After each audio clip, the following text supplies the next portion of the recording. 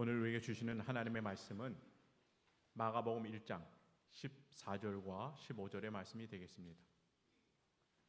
마가복음 1장 14절과 15절의 말씀을 제가 봉독하도록 하겠습니다. 요한이 잡힌 후 예수께서 갈릴리에 오셔서 하나님의 복음을 전파하여 이르시되 때가 찼고 하나님의 나라가 가까이 왔으니 회개하고 복음을 믿으라 하시더라.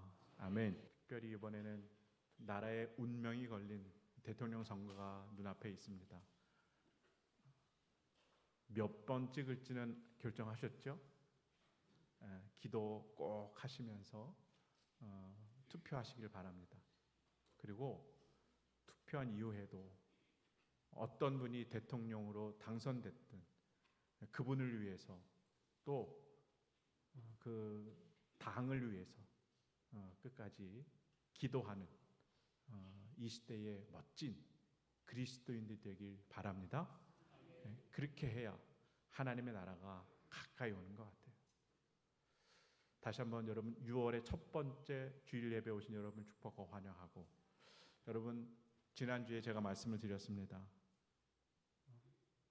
정말 그리스도인 되는 삶, 또 우리가 하나님 앞에 큰 축복을 받는 삶은 내 삶의 주도권을 누구에게 드려야 되는 거예요? 성령 하나님께. 우리의 모든 주도권, 조금 과격하게 이야기하면 우리들의 목숨줄을 성령 하나님께 내어드리는 리얼 크리스천, 진정한 그리스도인의 삶을 살길 주님의 이름으로 축복합니다. 그의 모범을 보이신 분이 우리 예수님이다. 제가 지난번에 말씀드렸죠. 예수님께서 세례를 받으시고 성령에 이끌려서 광야로 몰아가시는 거예요. 성령 하나님께서, 예수님께서 성령 하나님의 그 주도권을 인정하시고 광야에서 40일 동안 금식하시면서 어떤 일을 하세요? 두 번째 아담으로서 이 그 흑암의 땅, 죽음의 땅에 새로운 구원의 길을 열어 가시는 줄 믿습니다. 그 구원의 출발점이 바로 광야였다라고 하는 말씀을 드렸어요. 우리 옆에 분들 한번 축복해 보실까요? 광야에서 하나님을 만나세요. 또 한 번요, 광야에서 구원의 새 길이 열리는 줄 믿습니다. 네, 우리 삶이 광야라도 그것이 축복이 되는 줄 믿습니다. 오늘은 이제 14절 이후부터 또 말씀을 좀 이어가도록 하겠습니다. 우리 14절의 말씀 한번 다 같이 읽어볼까요? 읽습니다. 요한이 잡힌 후 예수께서 갈릴리에 오셔서 하나님의 복음을 전파하여, 이렇게 말씀합니다. 오늘 본문이 세례 요한이 잡혔다, 이것으로 시작을 해요. 이 세례 요한의 이제 마지막 인생의 여정을 한번 잠깐 살펴보기로 원해요. 여러분, 예수님 당시에 이스라엘의 통치권은 누구에게 있을까요? 그것은 로마의 허락을 받은 헤롯 가문이 이스라엘을 통치하고 있었어요. 헤롯 가문의 한번 가계들을 보여주시겠습니까?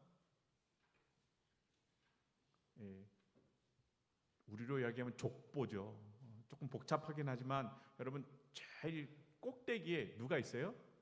헤롯인데 대헤롯이에요. 대헤롯. 예수님께서 태어나실 때 여러분 베들레헴에 유아 살해 명령을 내린 사람이 있잖아요. 그 사람이 저 꼭대기에 있는 사람이 대헤롯. 아내가 몇 명이에요? 5명이에요.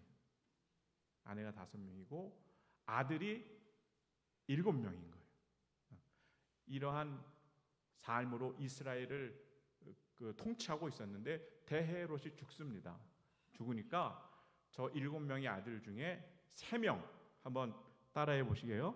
아켈라오, 헤롯 안디바, 빌립, 이 세 아들이 이스라엘을 다스리기 시작해요. 이걸 소위 말하는 분봉왕이라고 성경에서 이야기합니다.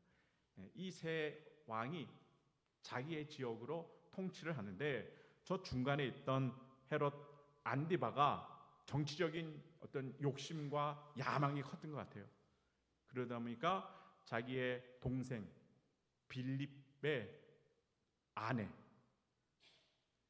그 아내인 헤로디아를 자기의 부인으로 얻어요. 아니, 이런 해괴망측한 일이 있습니까? 왜냐하면 왕비로서 헤로디아가 가지고 있던 아마 보이지 않았던 권력의 힘이 컸을 겁니다. 근데 그것을 얻고자 결혼을 한 거예요. 이것을 누가 보느냐? 세례 요한이 봐요. 많은 사람들은 그 헤롯 가문의 권력 앞에 잘못됐다고 그래도 침묵하고 있어요. 성경은 이야기하잖아요. 율법은요, 뭐 하지 말아라? 근친상간하지 말아라. 모든 백성들이 다 아는데도 그 무시무시한 권력 앞에 침묵하고 있는데, 세례 요한만 외치기 시작하는 거예요. 세례 요한만. 헤롯 안디바에게 당신이 동생의 아내를 취한 것은 말씀을 어긴 겁니다. 직언을 하기 시작한 거죠. 그러니 여러분, 헤롯 안디바하고 또 그 아내인 헤로디아가 이 세례 요한을 어떻게 받겠어요?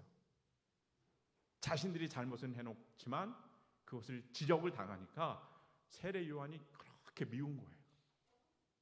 그래서 틈을 타기 시작하는데 드디어 디데이가 찾아와요. 헤롯 안디바의 생일날이죠. 근데 와이프 이름이 뭐라고 그랬어요? 헤로디아. 그죠?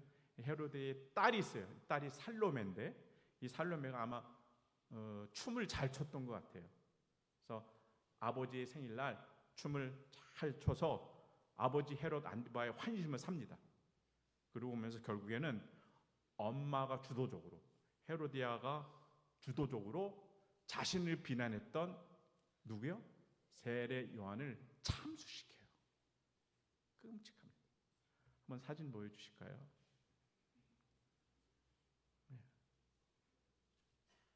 이 모습이 세례 요한의 마지막 모습이에요. 마지막. 제가 설교를 준비하면서 이 사진을 어저께 봤는데 늘 하루 종일 이 사진이 제 마음속에서 지워지지 않더라고요. 세례 요한의 마지막. 여러분, 세례 요한은 어떤 분이었습니까? 구약의 말라기에서 세례 요한이 올 것이다, 이렇게 예언한 정말 최고의 예언자예요. 세례 요한이. 또 그래서 예수님보다 6개월 먼저 이 땅에 오셔서 어떤 삶을 살아요? 자기의 전 인생을 예수님께 올인하면서 살았던 멋진 분이에요. 근데 마지막은 어떻다는 거예요? 지금 저 사진처럼 너무나 가슴 아프게 그의 삶을 마감해요. 네, 됐습니다. 그래서 세례 요한의 마지막의 모습을 떠올리면 저는 개인적으로 마음이 되게 무겁더라고요. 막 독사의 자식들아 하면서 막 자기한테 오는 외식하는 사람들, 또 불법을 행하는 사람들에게 외쳤던 그 강인한 예언자로서의 그 포스, 그게 어느덧 다 허물어지고 한 여인에 의해서 참수당하는 마지막의 모습. 너무 허무한 거예요. 제가 봤을 때 제 마음에 막 억울하기까지도 하더라고요. 아니, 어떻게 이렇게 삶을 마감할 수 있을까? 그런데 우리 예수님은 세례 요한을 다르게 보시는 것 같아요. 어떻게 보실까요? 우리 마태복음 11장 11절의 말씀 다 같이 한번 읽어보도록 하겠습니다. 시작. 내가 진실로 너에게 말하노니 여자가 낳은 자 중에 세례 요한보다 큰 이가 일어남이 없도다. 아멘. 여러분, 이게 하나님의 평가예요. 세상은 세례 요한의 죽음을 어찌하든지 무가치하게 여기려고 그래요. 그런데 하나님은요, 세례 요한을 어떻게 해요? 인정합니다. 너는 최고의 사람이다. 엄지척하는. 또 세상의 권력은요, 세례 요한의 목소리를 어찌하든지 침묵으로 그렇게 들리지 않게 하려고 하는데, 하나님은요, 세례 요한의 그 외침을 드러나게 하세요. 어디까지? 지금 저와 여러분의 삶에까지도 그 세례 요한의 외침과 그 삶이 들려지도록 주님께서는 이끌어 가시는 겁니다. 세례 요한은 절대로 자기를 위한 삶을 살지 않았어요. 세례 요한은요, 마음만 먹었으면 아마 부귀영화를 누렸을 겁니다. 왜요? 자기를 추종하는 사람들이 많았거든요. 인기 있는 대스타였어요. 사람들이 오죽하면 세례 요한을 메시아라고 인정할 정도였으니까요. 근데 그들 앞에 세례 요한은요, 단호했습니다. 뭐라고 그래요? 나는 그리스도가 아니다. 이 말은 나는 1등이 될 수 없다. 나는 만년 예수님 앞에 2등이다. 예수님, 그러면 나는 광야에서 외치는 자의 소리에 불과하다. 아무 존재감이 없다.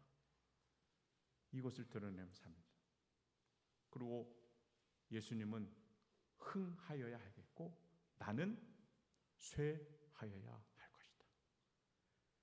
이 믿음 가지고 살아가죠.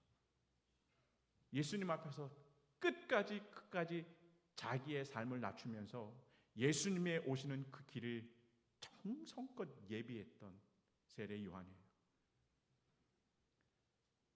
사람들이 보기에는 너무 처참한 결과지만 하나님이 보시기에는 세례 요한은 정말로 영광된 삶의 발걸음을 살았던 인물입니다. 바라기는 저와 여러분도 세상 사람들의 시각이 아니라 하나님 보시기에 영광된 그 발걸음의 삶을 사는 사랑하는 여러분 되길 주님의 이름으로 축복합니다.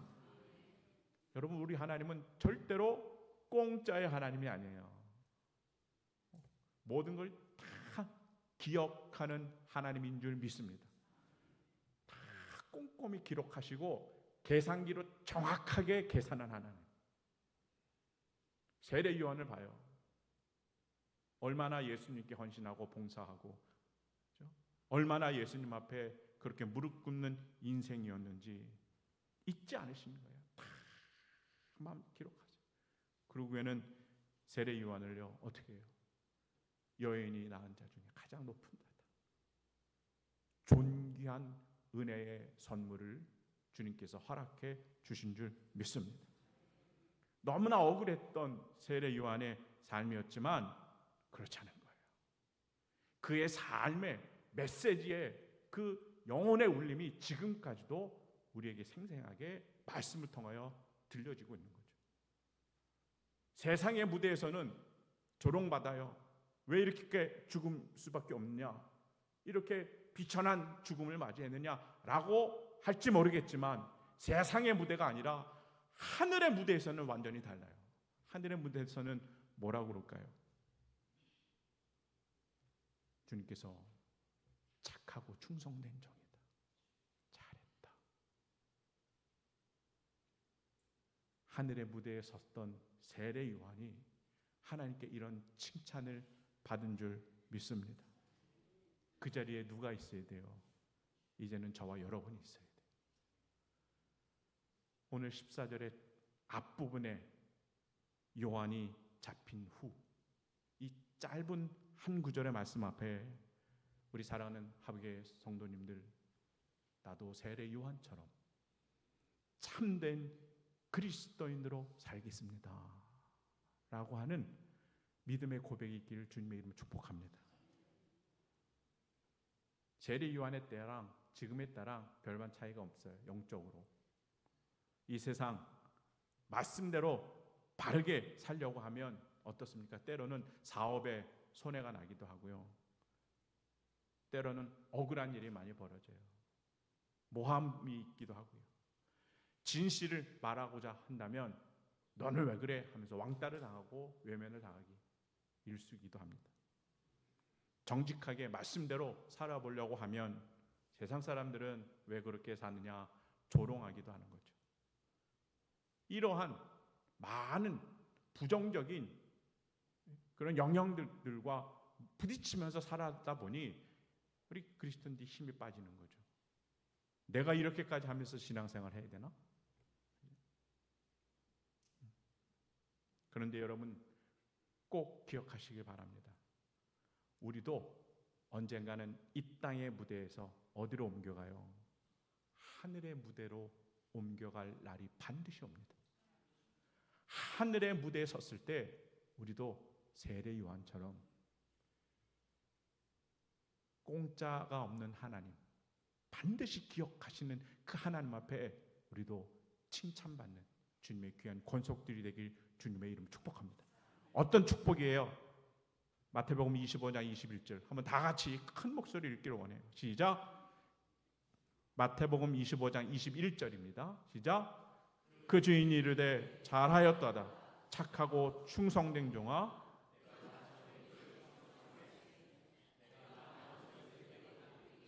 내 주인의 즐거움에 참여할지어다. 아멘. 이 세상의 삶을 다 마무리하고 하늘의 무대에 섰을 때 하나님께서 잘했다, 착하고 충성된 종이었다, 여러분 이런 인정받았을 때 얼마나 기쁠까요? 그러면서 뭐라고 말씀하세요? 내 주인의 즐거움에 참여할지어다. 천국이 너 거다. 할렐루야. 이 말씀이에요. 여러분 지금 이 땅에 살아가며 우리가 하늘을 바라보고 하늘 무대를 바라보고 우리를 기억하신 하나님을 바라보고 여러분 세례 요한처럼 끝까지 하나님께 인정받는 삶을 살길 주님의 이름으로 축복합니다. 자, 이렇게 이스라엘 백성들에게 어떤 영적인 큰 거목이고 영적인 큰 기준이 됐던 세례 요한이요 감옥에 잡힌 거예요. 그리고 순식간에 참수형을 당합니다. 그러면 이스라엘 백성들은 어떻게 됐을까요? 마음이 영적인 큰 어른인데 이 세례 요한이 없어진 거예요. 갑자기 두려움기도 하고 때로는 패배의식도 있었을 겁니다. 좌절도 있었을 거예요. 어찌할 줄을 모르는 거죠. 근데 이때 예수님께서 말씀하시는 거예요. 뭘 말씀하시느냐? 오늘 본문 14절과 15절을 말씀하세요. 다 함께 읽습니다. 예수께서 갈릴리에 오셔서 하나님의 복음을 전파하여 이르시되 때가 찼고 하나님의 나라가 가까이 왔으니 회개하고 복음을 믿으라 하시더라. 아멘. 이 말씀하셔요. 여러분 이 말씀을 이해하기 위해서는 제가 사전에 설명을 좀 드리기 원해요. 성경에서는 시계가 두 개가 있어요. 시계. 첫 번째 시계는 우리가 갖고 있는 시계예요. 시간의 영역. 그것이 이제 크로노스. 우리가 하루 이틀 또 24시간 우리들이 누리는 그 시간을 크로노스라고 해요. 자, 그런데 또 하나의 시계가 있어요. 이거는 하나님의 시계. 이게 카이로스의 시계예요. 그 시간의 영역. 하나님께서 일하시고 하나님이 역사하시고 하나님이 개입하시고 하나님이 은혜로 이끌어 가시는 그 시간표, 그 시간이 따로 있단 말이에요. 우리의 시간과 하나님의 시간은 그래서 동일해요, 달라요? 다른 거예요. 우리의 시간표와 하나님의 시간표는 달라요. 이해되시죠? 예. 그러니까 늘 우리가 기도할 때 내 시간에 맞춰서 응답받는 게 아니라 하나님의 시간에 맞춰서 응답받는 인생이 되길 주님의 이름으로 축복합니다. 그러면 지금 예수님께서 오늘 본문에서 뭐라고 그래요? 때가 찼다. 때가 찼다. 이때 이 때는 하나님의 시간을 가리키는 거예요. 하나님의 시간으로 이제 카이로스의 이 하늘나라의 복음의 축복의 바늘이 어떻게 됐다? 움직이기 시작했다. 할렐루야. 이 말을 때가 찼다, 이 말 속으로 예수님께서 다 포함하시는 겁니다. 할렐루야. 복음의 바늘이 어떻게 되는 거예요? 움직이기 시작되는 거예요. 이제 상실감에 젖어 있고 아픔이 있는 이스라엘 백성들 가운데 하나님의 나라가 침투되기 시작했다. 할렐루야. 이것이 때가 찼다, 이 말씀으로 예수님께서 밝혀주고 계세요. 세례 요한이 잡혔다는 이 소식은 아마도 삽시간에 이스라엘을 다 뒤덮었을 겁니다. 세례 요한은 얼마나 귀한 인물이었어요. 광야에서 정말 불같은 메시지를 전했던 사람이에요. 저 사람은 하나님의 사람이야, 다들 인정했어요. 저 사람은 참 의인이야, 다들 인정된 사람이었을 겁니다. 근데 그 세례 요한이 헤롯 가문의 그 권력 앞에 아무 힘도 못 쓰고 한 여인에 의해서 참수를 당합니다. 이스라엘 백성들은 아마도 멘붕이 찾아왔을 거예요. 살아생전에 세례 요한이 늘 주장하던 게 있죠. 하나님의 나라가 올 것이다. 세례 요한이 늘 강하게 주장을 했어요. 근데 그 세례 요한이요, 참수를 당하고 다 죽어 있는 거예요. 그러니 사람들은요, 그가 전한 메시지, 하나님의 나라가 진짜 올까? 라고 하는 믿음이 흔들흔들게 시켜요. 하나님의 나라에 대한 그 믿음이 점점 어떻게 돼요? 약해지는 그 분위기가 이제 찾아오고 있는 거예요. 이때 예수님께서 뭐라고 그러세요? 때가 됐다. 하나님의 나라가 그 구원의 시계 바늘이 이제부터 움직이기 시작했다. 이 선언을 예수님께서 이스라엘 백성 가운데 해주시는 겁니다. 여러분, 하나님의 나라가 가까이 왔다라고 하는 이 예수님의 음성이 지금도 우리에게 잘 들려지길 주님의 이름으로 축복합니다. 우리 그리스도인을 살아가며 이 땅에 삶을 살지만 내 뜻대로 안 될 경우가 있어요. 그러니 어떻습니까? 많이 지쳐 있어요. 힘들어 있어요. 마치 이스라엘 백성들 같아요. 멘붕이 찾아오기도 합니다. 힘이 다 빠지죠. 그렇게 믿었던 세례 요한이요, 너무나 허무하게 죽어가는 그 모습을 보면서 어깨에 힘이 다 빠졌을 거예요. 우리도 애써서 삶을 사는데 열매들이 없으니 어떻습니까? 하루하루가 그냥 고단하죠. 힘이 들어요. 교회 오면 기도하라고 해서 기도했더니 응답이 없는 거죠. 그냥 우리들의 마음들이 많이 무거워지고 무너질 때 우리는 하나님, 지금 내 삶을 보시고 계십니까?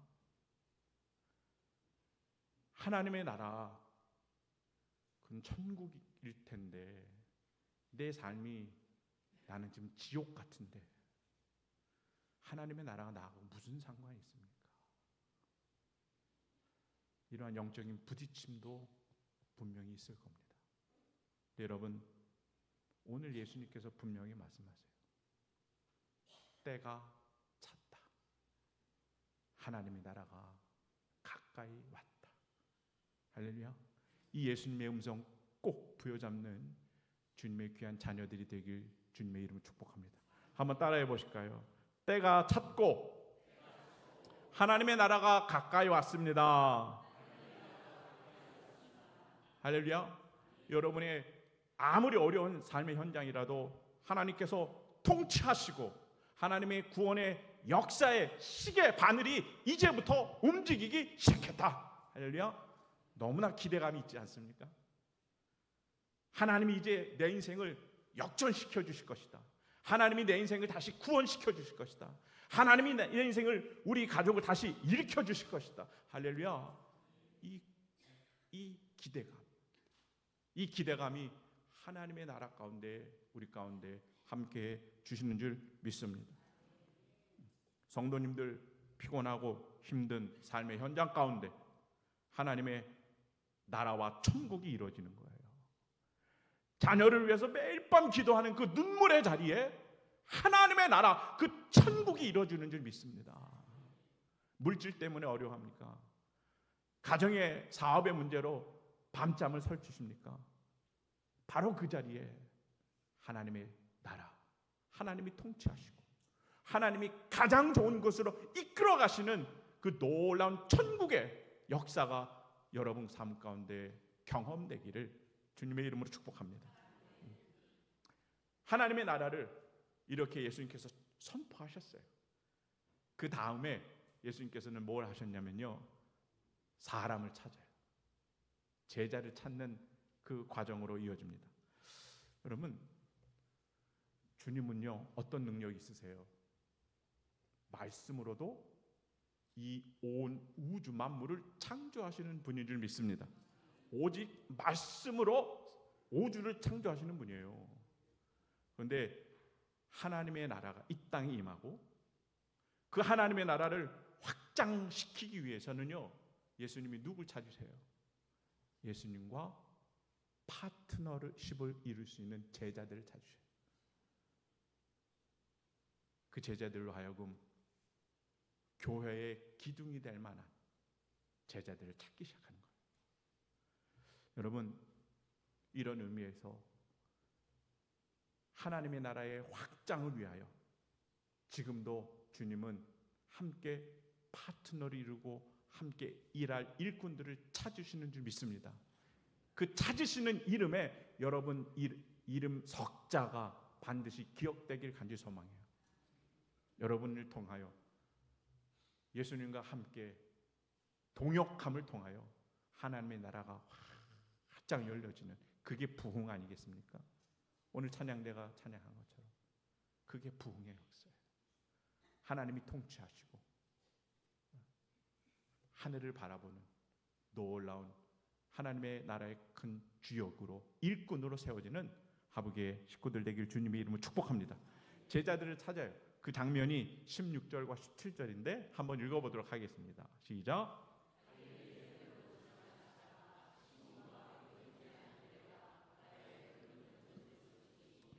그들은 어부라. 예수께서 이르시되 나를 따라오라. 내가 너희로 사람을 낚는 어부가 되게 하리라 하시니. 아멘. 제자들을 예수님께서 어떻게 부르세요? 시몬과 안드레인데 한번 따라해 보실까요? 나를 따라오라. 어떻게 부르셨다고요? 나를 따라와라. 나를 따라와라. 예수님이요, 너희들은 이제 내 제자가 됐어. 그러니 여기에서 이런 사역을 해라 라고 하지 않으세요. 먼저 뭐라고 하세요? 나에게로 와라. 나를 따라와라. 이렇게 말씀하셨다는 거예요. 무슨 차이가 있어요?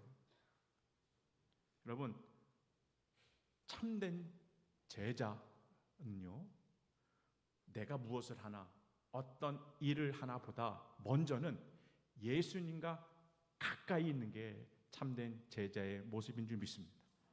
예수님을 알아야 돼요. 그 사랑을 경험해야 돼요. 네. 이렇게 핸드폰이 올려도 예수님께 집중해야 돼요. 네. 제자들은요, 어찌하든지 예수님과 가까이 되는 거예요. 그분의 사랑을 알고 그분과 사랑을 나눌 때 친밀한 관계가 늘 유지되는 것, 그것이 십자가 제자의 참된 모습인 줄 믿습니다. 시편 42편 1절의 말씀 한번 다 같이 읽어볼까요? 시작. 하나님이여, 사심이 시냇물을 찾기에 갈급함 같이 내 영혼이 주를 찾기에 갈급하니이다. 아멘. 오늘날 여러분, 우리 신앙인들의 위기라고 한다면 하나님을 잊어버렸어요. 하나님의 사랑이 예전에는 막 그냥 뜨거웠거든요. 예수님 그러면 기도할 때 눈물이 흐르고 했었는데 지금은 그 하나님의 사랑이 그냥 무뎌져요. 그리고 교회에 다니는 연수가 있고 직분이 있으니 봉사를 하죠. 하나님이 없고 사랑이 식어졌는데 여러분, 그게 진정한 봉사요 헌신이 되겠습니까? 아니에요. 일이 돼요. 일. 세상에서도 일을 하고 교회에서도 일을 한단 말이에요. 왜요? 하나님을 잊어버렸어요. 하나님의 사랑에 감격이 사라졌단 말이에요. 예배하고 봉사하고 사역에 열심을 내지만 정작 나와 내 가정 가운데 하나님이 계시는가? 또 십자가의 사랑으로 내 가슴이 불타오르는가? 다시 한번 늘 점검하는 귀한 은혜가 있기를 간절히 축원합니다. 신앙의 본질은요, 하나님을 아는 것에서 멈추지 않아요. 지식에서 멈추지 않습니다. 내려와야 돼요. 어디로요? 내 심장으로. 하나님을 사랑하는 그 뜨거움, 하나님을 만나는데 인격적으로 만나는 그 친밀한 관계, 그것이 제자의 삶인 줄 믿습니다. 그래서 시편 기자가 이야기하잖아요. 사슴이 시냇물을 찾는 그 갈급함 같이 내가 제자로서 주님을 갈급하게 찾습니다. 이 마음은요, 이 고백은요, 나는 하나님 없이는 살 수 없습니다. 내가 예수 그리스도 아니면 내가 살 수 없습니다. 내가 이 고백인 겁니다. 이 절박한 탄식이에요. 내가 예수님 아니면, 십자가 아니면 내가 죽겠습니다. 여러분, 이 고백이 여러분의 고백이 되길 축복해요. 나를 따라와라. 나를 따라와라. 지금도 주님은 우리에게 요청하고 계십니다. 목마른 사슴 시냇물을 찾는 그 절박한 심정으로 예수님 품에 안기고 그분을 따라가고 그분과 교제하고 서로 사랑하는 또 멋진 제자의 삶을 이루어가는 사랑하는 하북의 모든 식구들에게 주님의 이름으로 축복합니다. 마지막, 예수님께서 이제 두 제자를 나를 따라와라 라고 했는데 이 시몬과 안드레가 이렇게 반응해요. 18절 한번 다 같이 읽어봅니다. 시작. 너무 짧죠? 다시 한번 읽어볼까요? 시작. 곧 그물을 버려두고 따르니라. 아멘. 주님께서 부르셨어요. 그런데 지체하지 않고 뭐 했다는 거예요? 결단했다는 거예요. 움직였다는 거예요. 오늘 설교 제목, 지금 부르심에 응답하라. 여러분, 설교 제목 짓는 것도 힘듭니다. 한번 따라해 보세요.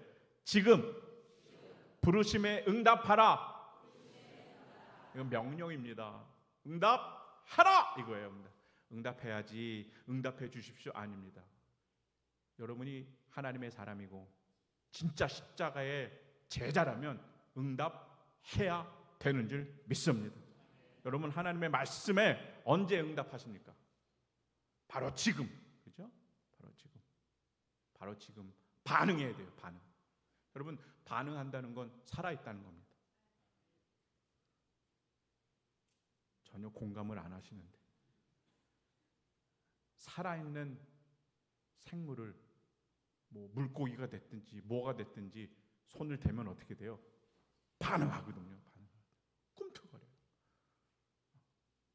근데 죽어 있으면요, 뭐 반응이 없는 거예요. 여러분의 신앙은 살아 있습니까? 죽어 있습니까? 살아 있어요. 팔팔 살아 있어요. 손만 대면요, 팔딱팔딱 뛰는, 그죠? 그 생기가 넘치는 신앙이 여러분의 신앙인 줄 믿습니다. 오늘 제자들이 이렇게 얘기해요. 즉시 반응하는 거죠. 곧 그물을 버려두고 따르니라. 다른 말이 필요 없는 거예요. 여러분, 참된 제자는 방향성 중요해요. 누구를 향하여? 십자가를 향하여 방향성이 또 중요해요. 그러나 또 중요한 게 있어요. 뭐가 중요할까요? 속도감이 있어야 돼. 방향은 예수님인데 천천히 가면 누구 속이 터질까요?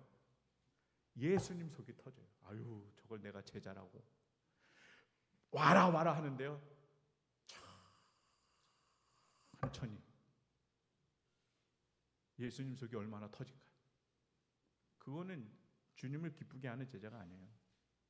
방향성도 중요하지만 예수님께 즉시 우리 모든 것을 올인하며 그렇게 나아갈 수 있는 제자의 삶을 사시길 주님의 이름으로 축복합니다. 머뭇머뭇하는 신앙은 이제는 다 뒤로 했으면 좋겠어요. 말씀이 요청하면 아멘 하겠습니다. 그리고 즉시 순종해요. 그게 살아있는 믿음의 소유자인 줄 믿습니다. 우리 하부경 원석들은 너무나 기대가 돼요. 그래서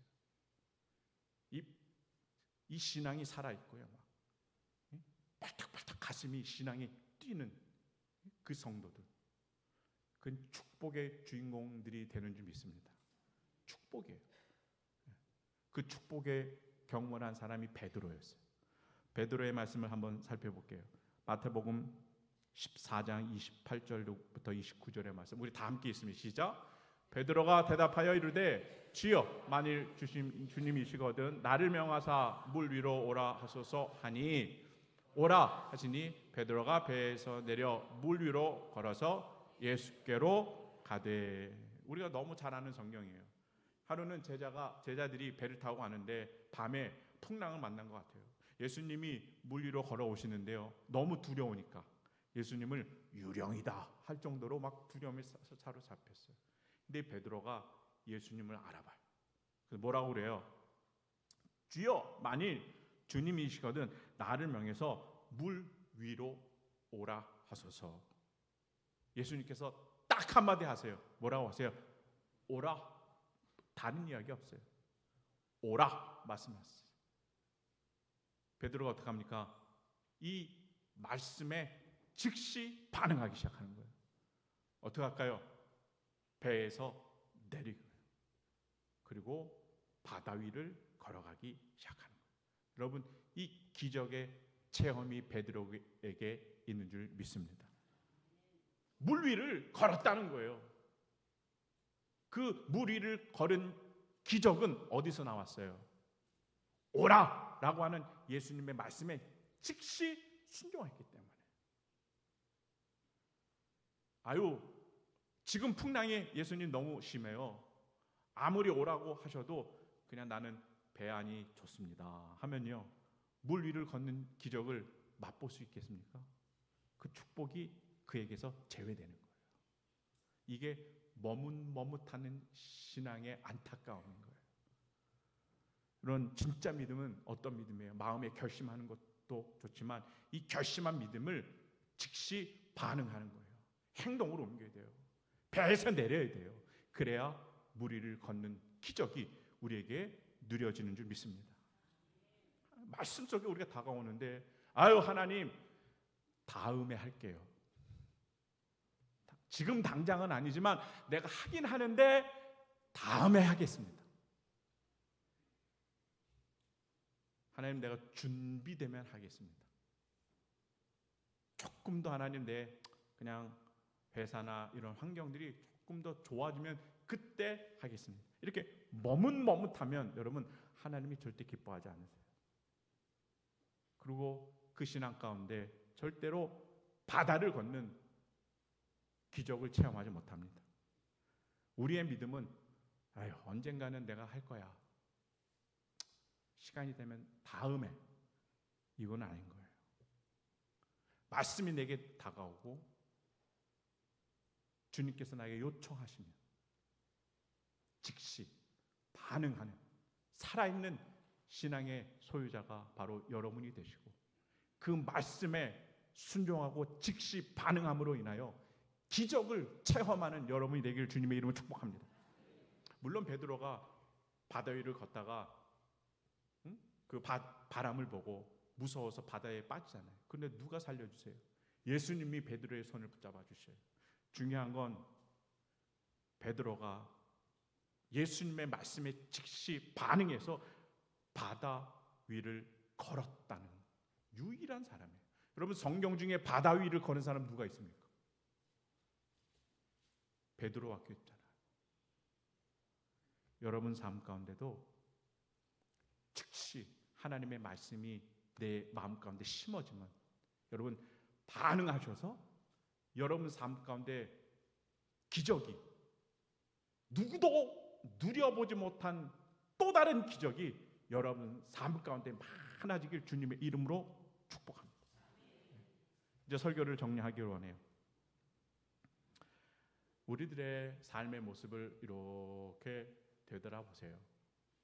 그러면 때로는 아픔도 있어요. 어려움도 있어요. 기도 제목도 많아요. 그런 우리들의 시간 속에서 여러분, 하나님은요, 하나님의 시간표대로, 하나님의 구원의, 하나님의 은혜의 시간대로 우리들을 어때요? 이끌어 가시는 줄 믿습니다.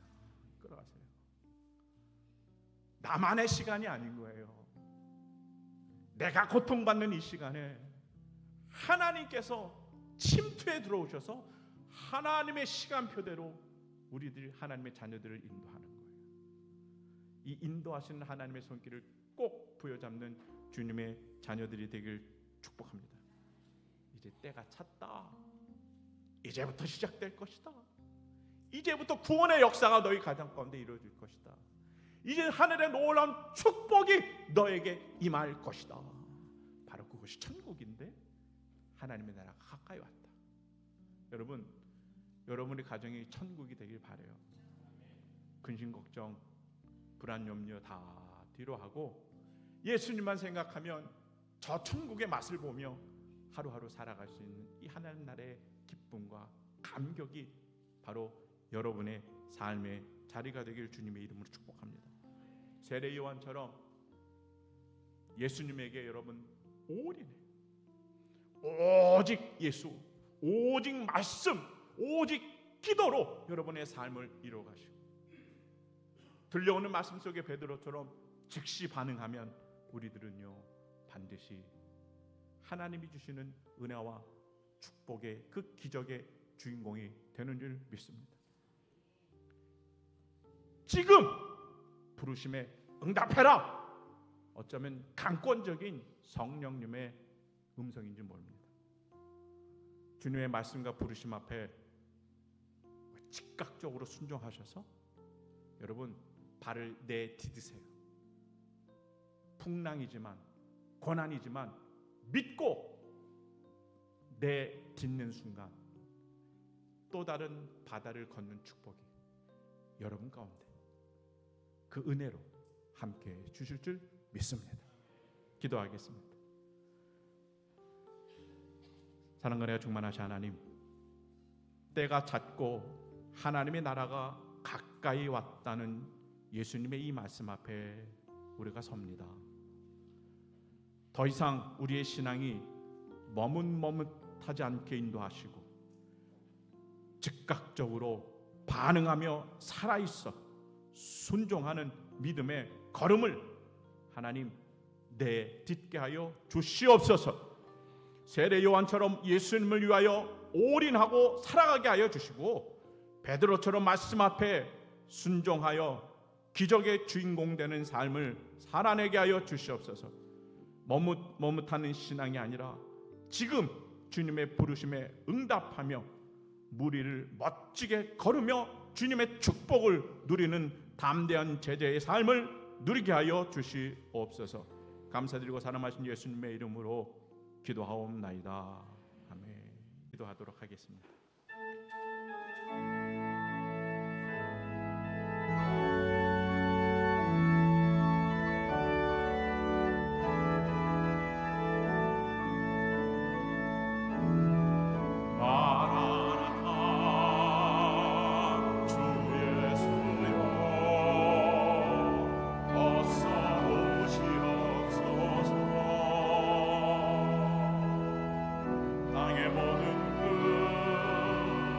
모든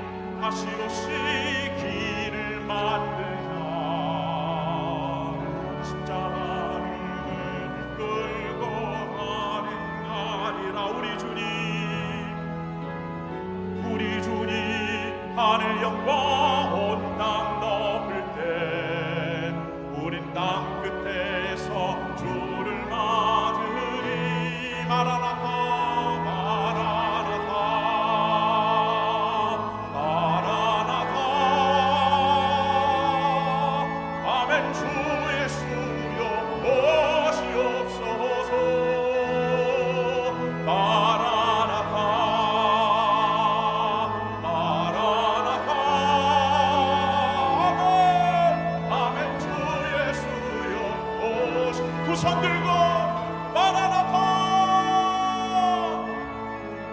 아멘 마라나타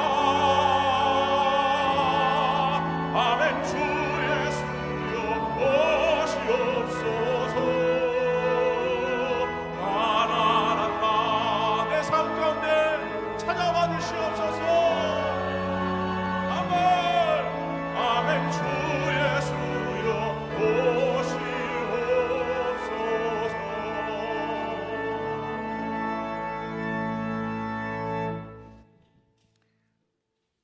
우리 손을 가슴에 대고 제가 마지막 기도 올려드리겠습니다. 하나님 사랑합니다. 십자가의 그 은혜가 다시 한번 이 가슴 속에서 살아 움직이게 하시고 예수님의 사랑을 생각하면 내 온 몸이 반응하는 살아있는 신앙이 다시 한번 샘솟듯 일게 하여 주옵소서. 내 무너진 세상 가운데 내 인생의 역사의 시간이 고통 가운데 멈춰서는 것 같아도 하나님의 나라를 기다리는 주님의 제자들이 되게 하여 주옵소서. 때가 찼다. 이제부터 시작될 것이다. 이제부터 하나님의 나라가 가까이에 올 것이다.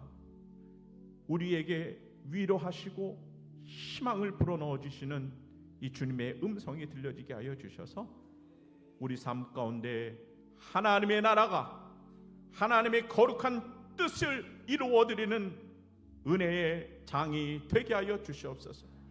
하나님 우리의 신앙을 돌아봅니다. 더 이상 말씀 가운데 머뭇머뭇하지 않게 하여 주시옵시고 지금 당장 이 자리에서 주님의 부르심에 응답하며 살아가는 은혜가 있게 하여 주시옵소서. 세례 요한처럼 예수님을 위해서라면 말씀을 위해서라면 올인하는 인생이 되게 하여 주시고 베드로처럼 즉시 순종하여 바다 위를 걷는 축복도 누려지는 인생 되게 하여 주시옵소서. 우리의 인생이 광야여서도 눈물의 골짜기에서도 하나님의 나라가 지금 내 삶 가운데 임하고 있음을 보게 하여 주시옵소서. 우리의 가정과 일터와 자녀의 삶 속에 그 미래 속에 하나님의 구원의 시간표대로 움직이고 있음을 우리가 경험하게 하여 주시옵소서. 마라나타 주 예수님 우리 삶 가운데 찾아와 주시옵소서. 이번 한 주간도 우리의 시선을 주님을 향하게 하여 주시고 우리의 삶이 주님의 오심을 기대하는 하루하루가 되게 하여 주시옵소서. 이제는 성부 성자 성령 하나님의 놀라운 은혜와 축복이 예배하는 사랑하는 하붕의 모든 권속들 위해 그리고 이 나라 이 민족 위에 지금부터 영원토록 함께하기를 간절히 축원하옵나이다.